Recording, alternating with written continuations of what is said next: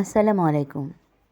আজকে ছেলে মেয়েদের এই শীতে কনকনে শীতে আগুন পোহানো দেখে নিজের ছোটোবেলার কথা মনে পড়ে গেল।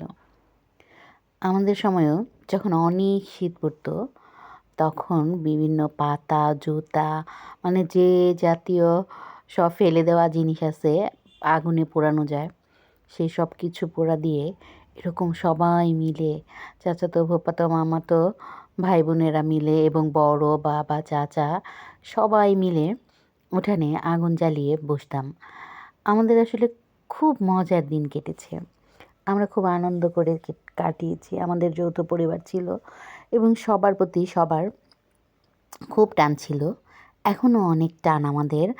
আমাদের ভাস্তি, চাচাতো, ফুফাতো বোনেরা আমরা সবাই এখনও গ্রামে গেলে, বিশেষ করে আমি যখন যাই, সবাইকে তো আসতেই হবেই।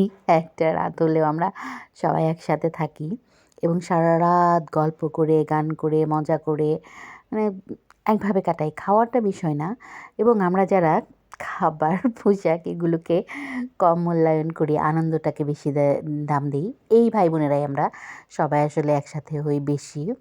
আমরা যত দূরেই থাকি ফোনেও আমাদের যোগাযোগ হয়। আমার কাছে মনে হয় জীবনের সবচেয়ে বড় পাওয়া এটা, যে আপনি কতটা মানুষের কাছাকাছি, মানুষের মনের কাছাকাছি, আত্মার কাছাকাছি থাকতে পারছেন। আমার এখন অনেক খারাপ লাগে আসলে।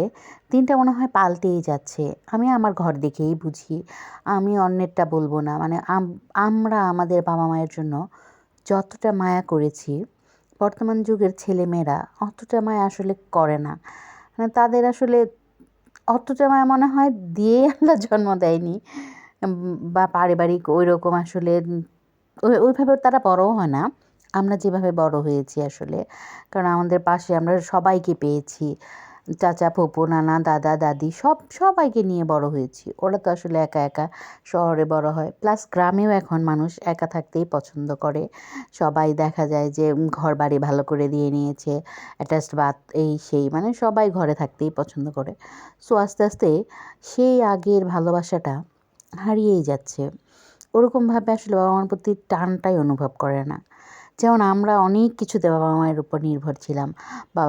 মা রান্না করে দিবে, মায়ের রান্নাটা মানে অনেক মজা করে খেতাম। এখন আপনি দেখেন মানে সব কিছু আসলে টাকা থাকলে অর্ডার করলেই অনেক কিছু পাওয়া যায়। কী দরকার বাবা মায়ের? সময় কাটানোর জন্য ল্যাপটপ, মোবাইল অনেক কিছু আছে। দরকার কী বাবা মায়ের? কিন্তু আমাদের সময় এই ল্যাপটপ, এই মোবাইল, এই প্রযুক্তির এত উন্নয়নই ছিল না।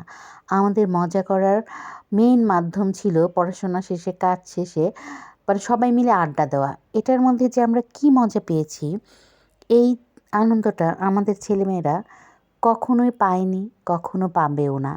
আজকে ওদের এই আগুন পোহানো দেখে বারবার সেই কথাগুলোই মনে পড়ছে।